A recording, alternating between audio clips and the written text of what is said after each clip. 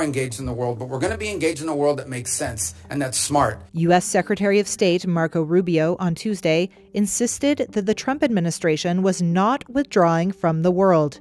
That's as Rubio fought criticism by some members of the Senate Foreign Relations Committee of the administration's cuts to foreign aid and diplomatic budgets. You're not going to like all the changes, but I want you to know what the intent of the changes are. It is not to dismantle American foreign policy, and it is not to withdraw us from the world. Because I just hit 18 countries in 18 weeks. That doesn't sound like much of a withdrawal.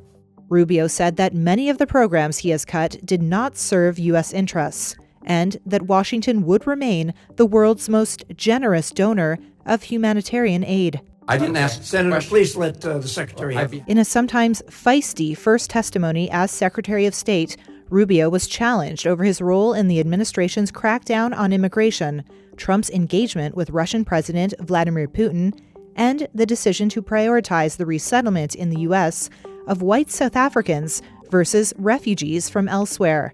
Here's Democratic Senator Chris Van Hollen. And while you've turned away from a genocide in Sudan and invented one in South Africa, you teamed up with President Trump to throw the Ukrainian people under the bus and have been played like a fiddle by Vladimir Putin. And I have to tell you directly and personally that I regret voting for you for Secretary of State.